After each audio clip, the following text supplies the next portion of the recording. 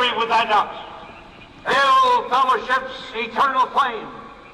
Once again, midsummer sets us free.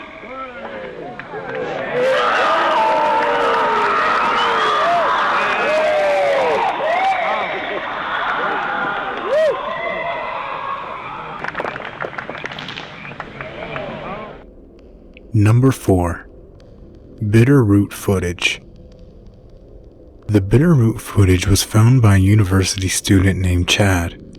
He needed some furniture for a studio apartment, and he found a man offering furniture at an extremely low price. The man also gave lots of other random stuff to Chad, as he wanted to get rid of his old stuff.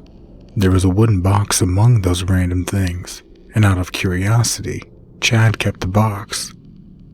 The box was locked, but he managed to open it with a screwdriver and found 4 photos and a film reel. 3 out of the 4 photos appears to be an old person holding a cane inside of an abandoned house. The 3rd photo was a creepy white sack tied with ropes and chains, and the word Bitterroot was written on the back of this photo. Chad's friend identified that the film reel was an 8mm film, so they bought an 8mm projector to play the footage, and what they found was extremely disturbing.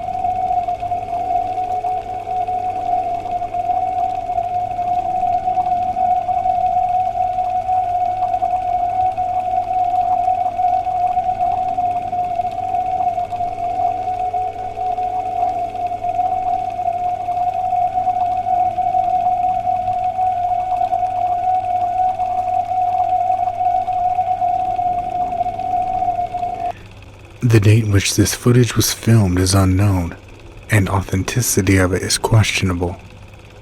Number 3. Anatoly Slivko tapes. In 1961, a 21-year-old Russian man, Anatoly Slivko, witnessed a horrific accident in which a boy in his scout uniform lost his life. Instead of getting upset by the brutality of this accident, he got aroused by the gruesome scene. Slivko was a respected leader of the local Boy Scouts and used to arrange fun activities like hiking for young boys, and the parents trusted him because he maintained a great reputation in their community. However, Slivko exploited his position to fulfill his sick fantasies. In 1964, he performed several experiments on 15-year-old boys while filming them. He explained to them that he was making a film about Nazis torturing children, which was a strangely popular theme in the Soviet Union at the time. He told the boys that they could star in a film by letting him hang until they were unconscious, and promised to revive them afterward. The boys trusted Slivko so much that they agreed to do this. One boy lost his life after Slivko failed to revive him. He immediately burned the boy's body and got rid of his first victim's footage. 9 years later, he acted again and killed 6 more scout boys after mentally and physically abusing them. After the death of his victims, he dismembered their bodies and set them on fire to recreate the accident scene.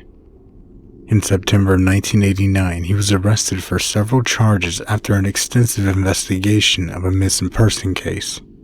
The police searched his apartment and found several photos of his victims and a collection of his videotapes. Number 2. Paris Catacombs. Beneath the city of Paris is a vast and complicated network of tunnels. These underground tunnels contain the remains of more than 6 million people. In the 17th century, when the cemeteries of Paris got filled, people started to pile up the remains of dead bodies in these tunnels, and now this place has become one of the scariest places to visit.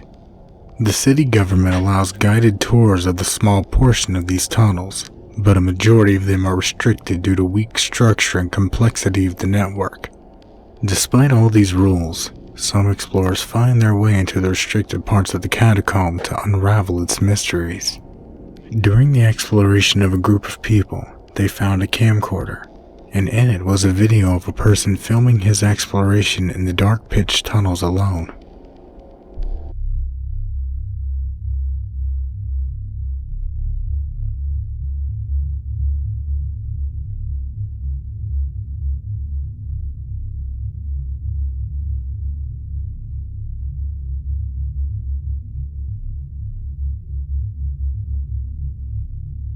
After 40 minutes of exploration, filming the bone remains, he found a painting of a white man with limbs apart.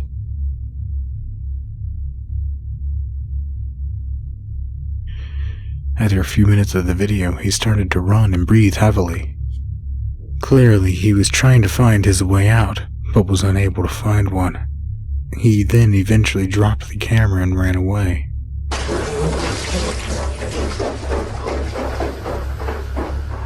No one knows who that man was and what happened to him.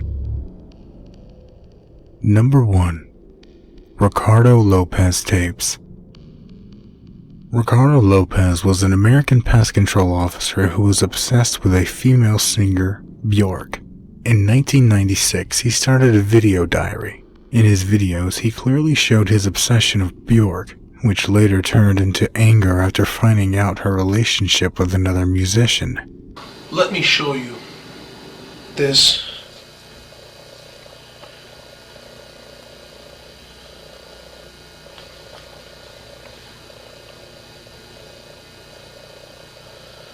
Look at this beautiful face. This cute, innocent, sweet and shy thing. Whoa. He talked all about her, how he liked her, and once he met her, he couldn't, Look, personally, maybe he's a nice guy, maybe he's not a nice guy, maybe he's an opportunist. I don't give a shit about him. So be it. Whose fault is that? That's right. That's her fault. And that's completely unacceptable to me.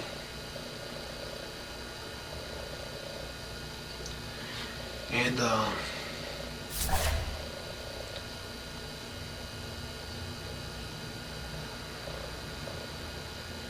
I'm just gonna have to kill her. Ricardo wanted to spend his life with Bjork, and he thought the only way to achieve his goal was by killing her and committing suicide. On September 1996, he built a sulfuric acid bomb disguised as a book and mailed it to the home address of Bjork. He believed that if the bomb kills Bjork, then both of them will meet in heaven. After mailing the device, he came back home, painted his face, played a few songs of Bjork, and committed suicide in front of the camera. Police found his dead body after 3 days when neighbors complained about the foul smell. The police watched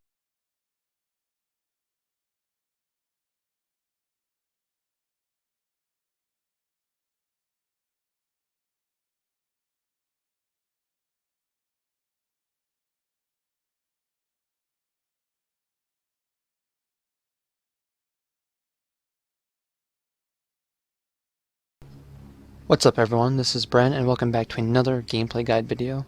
This time we're going to be taking a look at Phantom Lancer, and for anyone that's new, in these videos I try to do my best to both demonstrate and discuss the ins and outs of playing a hero to take advantage of their skill sets.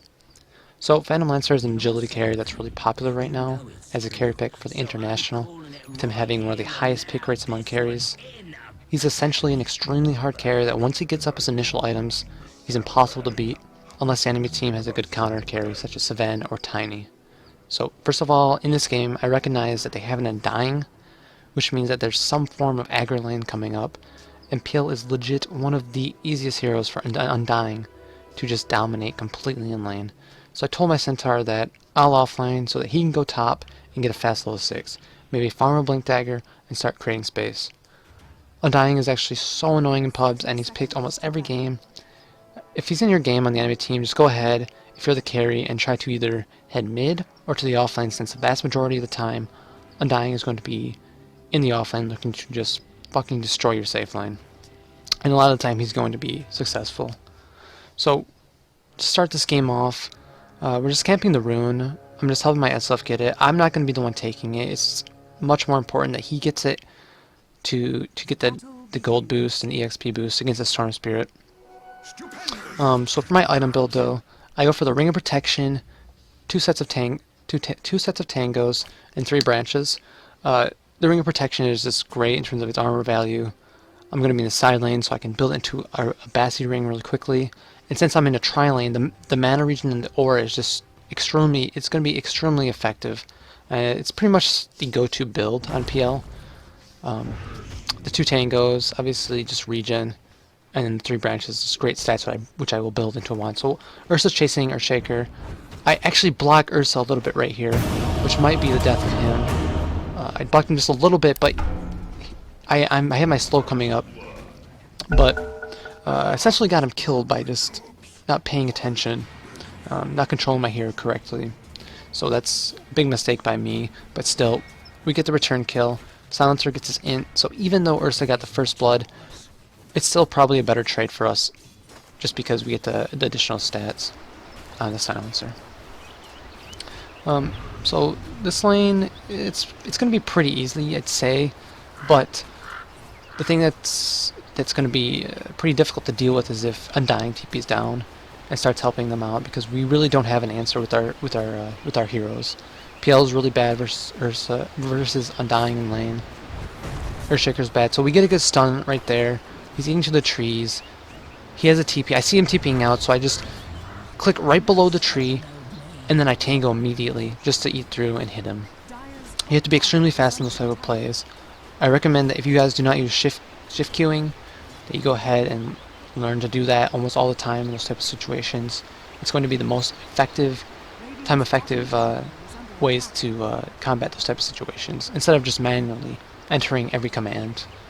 If you shift queue, like the move down there, and then the E for the tree, and then the auto attack on the Slark, you can just get it extremely fast. I know I didn't do it perfect there, but just kind of discussing. So Rubik got the pull off.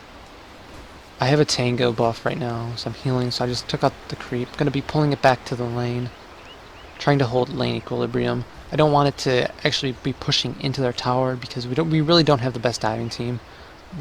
We're just kind of 3 passive heroes for now. We're only going to be able to get kills, honestly, if they mess up. So the lane is back. They're going to be having the additional creeps. My creeps are hurt, so I can just auto attack their creeps down just a little bit to maintain equilibrium. But I see there's a fight breaking out. I don't have boots yet. I should ideally be going and buying the boots, just so I can help out in those type of situations where my supports are going to be needing that help. But I also don't want to be missing CS. I have my Bastion, which I should probably be turning off. So we have a stun going out, and see, right in this situation, if I had my boots, I would have gotten that Rubik kill, but I prioritized getting the CS instead of buying my boots, which ultimately was a mistake. I didn't really have time to get my boots and not miss any CS. If I was to buy my boots earlier, I would have missed at least 1 creep, but it would have been worth it indeed. So just really greedy on my end. Just a big mistake. Now SF is getting dove, so we have 2 TPs going in mid, but they're kind of late. He didn't really call anything out. He didn't call it out on the mic or in text right